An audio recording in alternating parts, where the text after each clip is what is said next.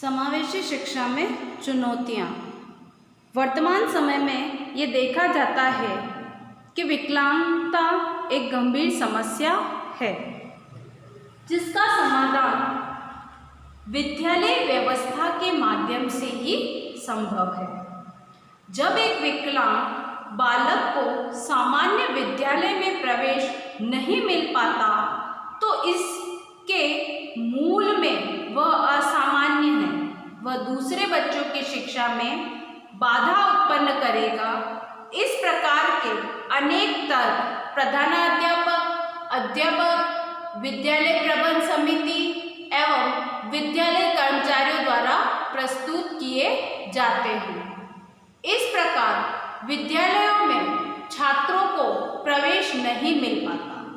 कुछ अभिभावक भी नहीं चाहते कि उनको बालकों के साथ कुछ असक्षम, अपवंचित, पिछड़ा एवं विकलांग बालक अध्ययन करें।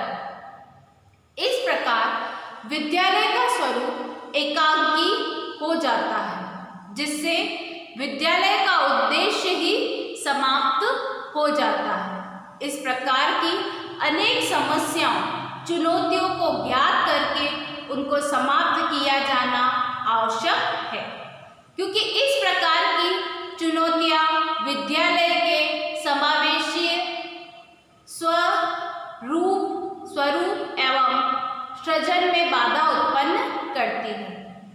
इस संदर्भ में अनेक प्रकार की व्यवस्थाओं एवं उपायों को संपन्न किया जाता है, जिससे एक सामान्य विद्यालय को समावेशी विद्यालय बनाया जा सकता है। जब सभी विद्यालय समावेशी विद्यालय के रूप में होंगे, तो प्रत्येक स्थिति में छात्र को शिक्षा प्राप्त हो सकेगी। इस प्रकार समावेशी विद्यालयों के सृजन में उत्पन्न चुनौतियां एवं व्यवस्थाओं को जानना अनिवार्य है।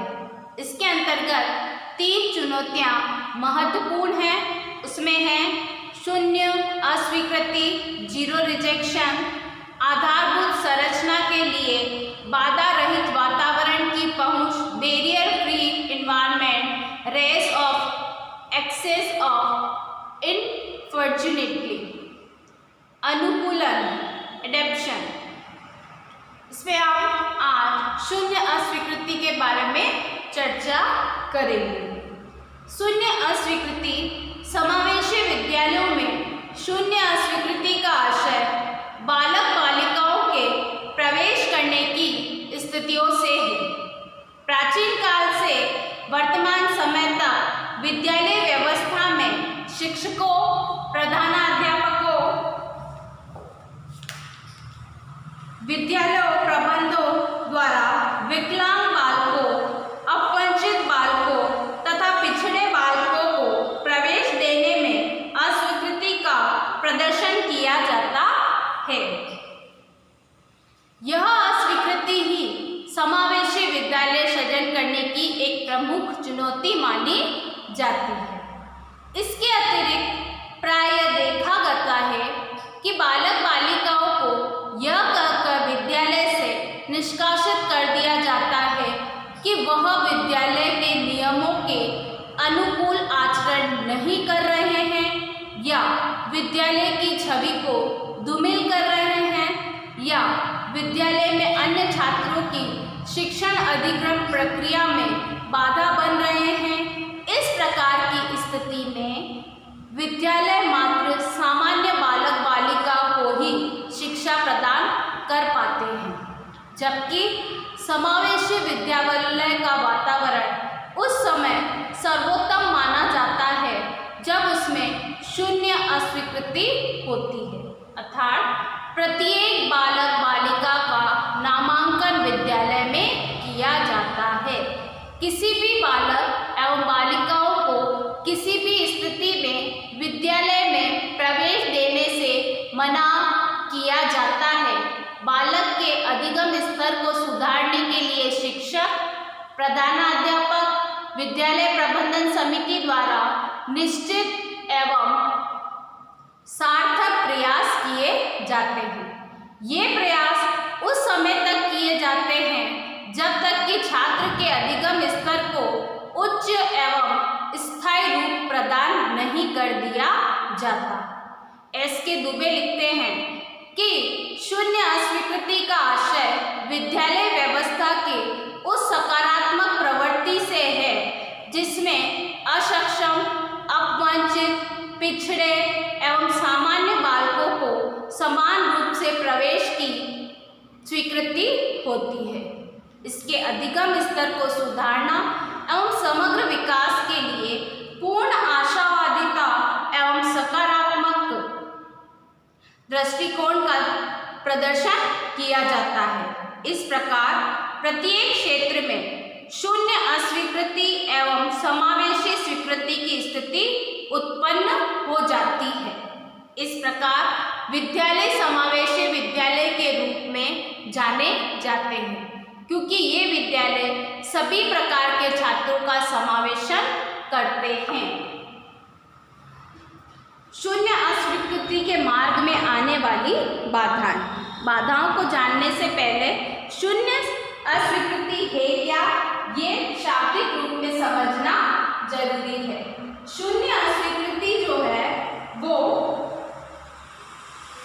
प्रत्येक बालक एवं बालिकाओं का नामांकन विद्यालय में जब किया जाता है, किसी भी बालक एवं बालिकाओं को किसी भी स्थिति में विद्यालय में प्रवेश देने से मना नहीं किया जा सकता। बालक के अधिगम स्तर को सुधारने के लिए शिक्षक, प्रधानाध्यापक, अध्यापक, प्रबंधन समिति के अधिगम स्तर को उच्च एवं स्थायी रूप प्रदान नहीं कर दिया जाता। शून्य अस्वीकृति के मार्ग में बाधाएं। वर्तमान समय में यह देखा जाता है कि अभिभावकों को अपने विद्यालय के प्रवेश के लिए अनेक समस्याओं का सामना करना पड़ता है। सरकारी विद्यालयों में शिक्षा के अधिकार के कारण बालक बालिकाओं को प्रवेश तो दे दिया जाता है, परंतु अधिगम स्तर एवं समग्र विकास में शिक्षकों एवं प्रधानाध्यापकों द्वारा हाथ खड़े कर दिए जाते हैं। उनके द्वारा किसी भी प्रकार का कोई प्रयास नहीं किया जाता। परिणाम स्वरूप किसी न किसी रूप में यह अस्वीकृति बनी रहती है। कहने का मतलब अभिभावकों को अपने बालकों के विद्यालय में प्रवेश के लिए अनेक समस्याओं का सामना करना पड़ता है। सरकारी विद्यालयों में शिक्षा के अधिकार के कारण बालक बालिकाओं को प्रवेश तो दे दिया जाता है, परंतु अधिगम स्तर एवं समग्र विकास में शिक्षकों एवं प्रधानाध्यापकों द्वारा हाथ खड़े कर दिए जाते। बच्चे को समझ में आ रहा है या नहीं आ रहा है, उस समय शिक्षक की कोई जवाबदेही नहीं होती। उसके लिए किसी भी प्रकार का कोई प्रयास नहीं किया जाता। उसे नहीं समझ में आ रहा है तो क्यों नहीं समझ में आ रहा है, उसके लिए कोई प्रयास नहीं किया जाता। परिणाम स्वरूप किसी न किसी रूप में यह अस्वीकृति बनी रहती है ना। इस अस्वीकृति को शून्य अस्वीकृति करने के मार्ग में अनेक प्रकार की बाधाएं दृष्टिगोचर होती हैं। ये बाधाएं विद्यालय व्यवस्था एवं सामाजिक व्यवस्था से संबंधित होती हैं। इसमें है शिक्षकों की उदासीनता। शिक्षकों की उदासीनता शून्य अस्वीकृति के मार्ग में बड़ी बाधाएं हैं। शिक्षक अपने वेतन एवं सुविधाओं के प्रति सचेत रहता है, कम से कम काम करना चाहता है। इस स्थिति में वह सामान्य छात्रों को ही अपनी कक्षा में प्रवेश देना चाहता है। इससे वह कम श्रम करके अच्छा शिक्षक सिद्ध हो सके। विकलांग, अपवंचित एवं पिछड़े छात्रों के प्रति उसका व्यवहार पूर्णतः संदेह शून्य होता है, इसलिए वह उनके साथ अधिक परिश्रम करना भी नहीं चाहता। इसीलिए वह विद्यालय में उनके प्रवेश के लिए विविध तर्क देकर अस्वीकृति प्रकट करते हैं। तो कहने का मतलब शिक्षकों की उदासीनता इसका सबसे बड़ा बाधाएं हैं। उसमें उदासीनता। प्रधानाध्यापक भी अपने सहायक अध्यापकों के दबाव में अपवंचित, असक्षम, पिछड़े छात्रों को प्रवेश देने से दूर भागते हैं, क्योंकि इससे उनके विद्यालय का परीक्षा परिणाम एवं छवि दोनों ही कुप्रभावित होंगी। परिणाम स्वरूप वह विद्यालय में प्रवेश न देने के कारण बहाने खोजकर ऐसे छात्रों के प्रवेश के लिए प्रत्यक्ष रूप से अपनी अस्वीकृति प्रकट कर देते हैं।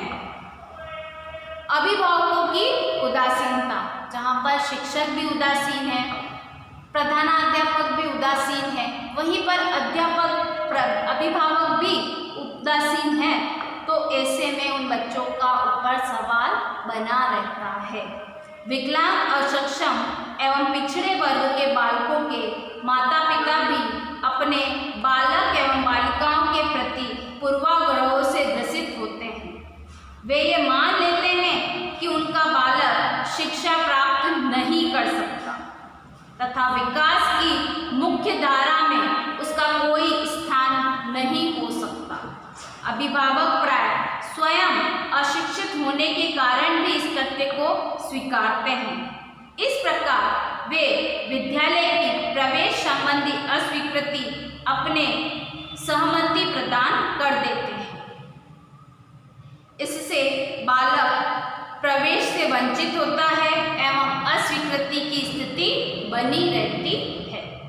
विद्यालय प्रबंधन की उदासीनता। विद्यालय प्रबंधन समिति में प्राय धन कमाने की दृष्टि देखी जाती है, क्योंकि व्यक्तिगत विद्यालय मात्र धन कमाना चाहते हैं। सरकारी विद्यालय की प्रबंधन समिति में प्राय इस प्रकार की स्थिति पाई जाती है कि वे विकलांग, पिछड़े, अपवंचित बालकों के प्रति शून्य संवेदनशीलता रखते हैं। यदि किसी प्रबंधन समिति के सदस्य का बालक इस स्थिति में हो तो वह भले ही उस पर विचार कर सकता है। पिछड़े वर्ग एवं साधनहीनता अभिभावकों को प्रधानाध्यापक एवं विद्यालय प्रबंधन समिति में सम्मिलित करने के अवसर प्रदान नहीं करता। इस प्रकार प्रवेश संबंधी अस्वीकृति बनी रहती है। विद्यालय में संसाधनों का अभाव। विद्यालय में सभी प्रकार के छात्रों की शिक्षण अधिक्रम प्रक्रिया को संपन्न करने के लिए संसाधनों का अभाव पाया जाता है। जैसे एक सरकारी विद्यालय में श्रवण दोष, दृष्टि दोष एवं गत्यात्मक दोष से संबंधित छात्रों के लिए किसी भी प्रकार के संसाधनों की व्यवस्था नहीं होती। इस कारण विद्यालय के शिक्षक एवं प्रधानाध्यापक विकलांग, अपवंचित, पिछड़े छात्रों को प्रवेश देने से बचते हैं तथा शून्य अस्वीकृति की स्थिति विकसित नहीं होती। शून्य अस्वीकृति दर्शन के ज्ञान का अभाव रहता है। वर्तमान समय में यह देखा जाता है कि विद्यालय के शिक्षक, प्रधानाध्यापक, प्रबंधन समिति के शून्य अस्वीकृति के दार्शनिक पक्ष के बारे में ज्ञान नहीं होता। जब विद्यालय के कर्मचारी शून्य अस्वीकृति के दर्शन को समझ जाएंगे तो वह प्रत्येक स्थिति में छात्र के लिए विद्यालय के द्वार खोल देंगे तथा समर्पण भाव से सभी प्रकार के छात्रों की शिक्षण अधिगम प्रक्रिया को प्रभावी रूप से संपन्न करने का प्रयास करेंगे। इसके साथ साथ विकलांग एवं पिछड़े छात्रों का समग्र विकास कर सकेंगे। प्रभावी शिक्षण अधिगम प्रक्रिया का ज्ञान का अभाव होना। प्रभावी शिक्षण अधिगम प्रक्रिया के ज्ञान के अभाव के कारण शिक्षक छात्रों के अधिगम स्तर को उच्च एवं स्थायी नहीं बना पाते। इससे छात्रों में अपेक्षित सुधार संभव नहीं हो पाते। इस प्रकार की स्थिति में वे छात्र को दोषी समझते हुए अभिभावकों को उन्हें विद्यालय से बाहर निकालने के लिए कहते हैं। उनको परीक्षा में अनुत्तीर्ण करके उनके मन को आघात पहुंचाते हैं।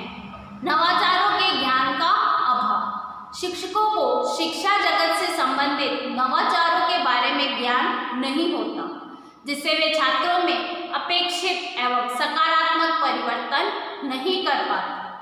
जैसे क्रियात्मक अनुसंधान के बारे में ज्ञान न होने से शिक्षक छात्रों की शैक्षिक समस्याओं को नहीं समझ पाते और ना ही उनका समाधान खोज पाते हैं। इस प्रकार की स्थिति में छात्र को दोषी मानकर विद्यालय में प्रवेश से वंचित करने का प्रयास करते हैं। व्यवसाय के प्रति समर्पण का अभाव। प्राय कुछ शिक्षकों में व्यवसाय के प्रति पूर्ण समर्पण नहीं होता। वो शिक्षक के दायित्व, गरिमा एवं महत्व को नहीं समझते। इसके साथ साथ वे गुरु शिष्य संबंध को भी नहीं समझ पाते तथा अपने विद्यालय के दायित्वों से बचने के लिए विकलांग, अवंचित, पिछड़े छात्रों को पढ़ाना नहीं चाहते। अपने कर्तव्यों के सहारे वे इन सभी छात्रों को विद्यालय में प्रवेश एवं शिक्षा ग्रहण करने से वंचित कर देते हैं। आशावादी दृष्टिकोण का अभाव। प्राय देखा जाता है कि कुछ शिक्षक, अभिभावक एवं प्रधानाध्यापक छात्रों के शैक्षिक विकास एवं अधिगम स्तर को सुधार लाने की प्रक्रिया में असफल होने या हार मानने से समय नहीं लगाते तथा सोचते हैं इससे छात्र से विद्यालय की छवि खराब रहती है एवं अन्य छात्रों के अधिगम स्तर को भी कुप्रभावित करती है। तो छात्र को विद्यालय से दूर रखा जाए तो अच्छा रहेगा। इस प्रकार शून्य अस्वीकृति की स्थिति समाप्त ही हो जाती है। सहयोग का अभाव। विद्यालय में आपसी सहयोग का अभाव पाया जाता है। शिक्षक एवं प्रधानाध्यापक द्वारा असक्षम एवं अपवंचित वर्ग के बालकों एवं बालिकाओं की शिक्षा व्यवस्था के लिए कोई विशेष कार्य योजना तैयार नहीं की जाती, जिसके परिणाम स्वरूप शिक्षक को इन बालकों की शिक्षा प्रदान करने संबंधी अनुभव नहीं होते। इसीलिए वे विद्यालय के इन बालकों को प्रवेश देने से बचते हैं, जिससे शून्य अस्वीकृति की स्थिति उत्पन्न हो जाती है। ये बालक एवं बालिकाएं शिक्षा से वंचित हो जाते हैं। योजनाओं का अभाव। असक्षम एवं अपवंचित वर्ग के बालकों की शिक्षा व्यवस्था के लिए विद्यालय में प्राय योजना का अभाव पाया जाता है। इसके लिए विद्यालय कर्मचारियों द्वारा योजना तैयार नहीं की जाती, जिससे वे इन बालकों को शिक्षा प्रदान करने में असफल हो जाते हैं। भविष्य के में यदि कोई बालक प्रवेश लेने के लिए विद्यालय में आता है तो वो प्रवेश से दूर भागते हैं। सकारात्मक दृष्टिकोण का अभाव। प्राय देखा जाता है कि असक्षम एवं अपवंचित वर्ग के छात्रों के प्रति शिक्षकों का दृष्टिकोण नकारात्मक एवं पूर्वाग्रह पर आधारित होता है। वे सोचते हैं कि इस प्रकार के बालक पढ़ना लिखना सफलता से नहीं सीख सकते। सामान्य बालकों की अपेक्षा इनकी बुद्धि का अभाव होता है। इस आधार पर वह इस प्रकार के बालकों को विद्यालय से वंचित कर देते हैं। व्यापक दृष्टिकोण का अभाव। विद्यालय व्यवस्था में प्रधानाध्यापक, शिक्षक एवं प्रबंधक समिति का दृष्टिकोण एवं विचारधारा संकीर्ण देखी जाती है। उनमें व्यापक दृष्टिकोण का अभाव पाया जाता है। इस आधार पर वे असक्षम एवं अपवंचित छात्रों के प्रति मानवीय एवं नैतिक दृष्टिकोण विकसित नहीं कर पाते। इसीलिए उनके विद्यालय में प्रवेश में अनेक प्रकार की समस्याएं परिलक्षित होती हैं। शून्य अस्वीकृति की स्थिति उत्पन्न करने में तथा सभी अक्षम बालक बालिकाओं एवं अवंचित वर्ग के बालक बालिकाओं को प्रवेश को सुलभ बनाने के लिए ये बाधाएं उपस्थित रहती हैं। इससे कोई भी विद्यालय समावेशी रूप से प्राप्त नहीं कर पाता एवं समावेशी विद्यालय के सृजन के अभाव में अक्षम एवं अपवंचित बालक शिक्षा से पृथक हो जाते हैं। शून्य अस्वीकृति के कुछ उपाय हैं। इन उपायों में विद्यालय को समावेशी रूप प्रदान करने एवं अपवंचित एवं अक्षम छात्रों को विद्यालय में प्रवेश प्रदान करने के लिए शून्य अस्वीकृति की स्थिति प्रत्येक विद्यालय में उत्पन्न करना आवश्यक है। इसके लिए कुछ प्रयास करने होंगे। इन प्रयासों में सर्वप्रथम प्रशिक्षण काल में ही शिक्षकों को शून्य अस्वीकृति के दर्शन को समझना चाहिए, जिससे वे प्रशिक्षण के उपरांत किसी भी विद्यालय में जाए तो शून्य अस्वीकृति की स्थिति उत्पन्न करने की सभी उपाय कर सके एवं विद्यालय को समावेशी बनाने का प्रयास कर सके। शिक्षकों की अक्षमता एवं अवंचित छात्रों के प्रति संवेदनशीलता प्रदर्शित करनी चाहिए। उनके विद्यालय में प्रवेश को सहर्ष स्वीकार करते हुए उनके शैक्षिक उन्नयन का प्रयास करना चाहिए। अक्षम एवं अपवंचित छात्रों को अनिवार्य रूप से विद्यालय में प्रवेश देना का प्रयास करना चाहिए। अभिभावकों को अक्षम एवं मंदबुद्धि बालकों को बोझ नहीं समझना चाहिए, वरन सामान्य बालक बालिकाओं की भांति उनकी शिक्षा की व्यवस्था करनी चाहिए। शिक्षकों को मना करने के बाद उनको शिक्षा के अधिकार के बारे में बताकर अनिवार्य रूप से विद्यालय में प्रवेश कराना चाहिए। प्रधानाध्यापक को सभी शिक्षकों को अक्षम एवं अपवंचित बालकों के प्रति सहानुभूति रखने के लिए कहना चाहिए। ऐसे बालक बालिकाओं को प्रवेश देकर उनकी शिक्षण अधिगम प्रक्रिया को प्रभावी बनाने के उपाय करने चाहिए। विद्यालय प्रबंधन समिति का गठन करते समय विकलांग एवं अक्षम बालकों के अभिभावकों को उचित स्थान देना चाहिए, जिससे विद्यालय ऐसे छात्रों के प्रवेश के लिए विविध प्रयास करेंगे एवं प्रत्येक विकलांग एवं अपवंचित बालक का विद्यालय में प्रवेश हो सकेगा।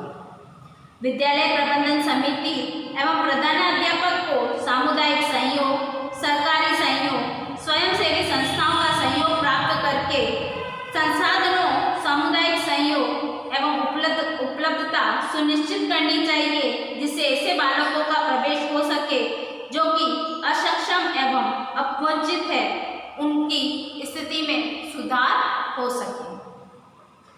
विद्यालय व्यवस्था में शिक्षकों द्वारा अक्षम एवं अपवंचित छात्रों के लिए रुचिपूर्ण एवं प्रभावी शिक्षण अधिगम प्रक्रिया संपन्न करनी चाहिए, जिससे कि इन छात्रों का अधिगम स्तर उच्च हो सके।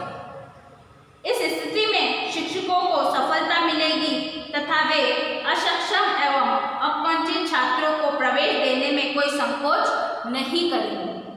शिक्षकों, प्रधानाध्यापकों एवं विद्यालय व्यवस्था को अक्षम एवं अपवंचित छात्रों के प्रति सकारात्मक भाव रखना चाहिए। उनको यह मानना चाहिए कि यदि प्रयास किए जाएं तो छात्र भी अन्य छात्रों की भांति शैक्षिक प्रगति कर सकेंगे, जिससे इनके प्रवेश भी निश्चित होगा एवं शून्य अस्वीकृति की स्थिति उत्पन्न होगी। विद्यालय के सभी कर्मचारियों को अपने व्यापक दृष्टिकोण का परिचय देना चाहिए तथा विद्यालय में प्रवेश के समय अपवंचित एवं अक्षम छात्रों को सहर्ष स्वीकार करना चाहिए, जिससे विद्यालय में शून्य अस्वीकृति की स्थिति उत्पन्न हो सके। सभी विद्यालय कर्मचारियों को संयुक्त रूप से अक्षम एवं पिछड़े बालकों के प्रवेश तथा शिक्षा व्यवस्था हेतु व्यापक योजना तैयार करनी चाहिए, जिससे कोई भी अक्षम एवं विकलांग छात्र प्रवेश के लिए बिना लौट ना सके। सभी विद्यालय कर्मचारियों को आशावादिता का विकास करना चाहिए, जिससे वे अक्षम एवं विकलांग बालकों की शिक्षा व्यवस्था के प्रति आशावान हो सके। इससे वे अक्षम एवं विकलांग बालकों के विद्यालय में प्रवेश का सहर्ष स्वागत करें। शिक्षकों में शिक्षण व्यवसाय के प्रति पूर्ण समर्पण भाव रखना चाहिए, क्योंकि जब शिक्षक अपने व्यवसाय के प्रति समर्पित होगा तो वह प्रत्येक चुनौती को स्वीकार करेगा तथा अपवंचित एवं अक्षम छात्रों को प्रवेश का भी सहर्ष स्वागत करेगा। प्रयास करने से विकलांग एवं अपवंचित बालक बालिकाओं के प्रवेश मार्ग में कोई बाधा उत्पन्न नहीं होगी तथा सभी विद्यालयों में शून्य अस्वीकृति की स्थिति उत्पन्न होगी। इससे समावेशी विद्यालय का सृजन सरल एवं स्वाभाविक रूप से होगा। Thank you. इसी के साथ में आपको इस वीडियो का असाइनमेंट है, शून्य अस्वीकृति किसे कहते हैं स्पष्ट कीजिए एवं शून्य अस्वीकृति को स्पष्ट करते हुए अन्य शून्य अस्वीकृति के मार्ग में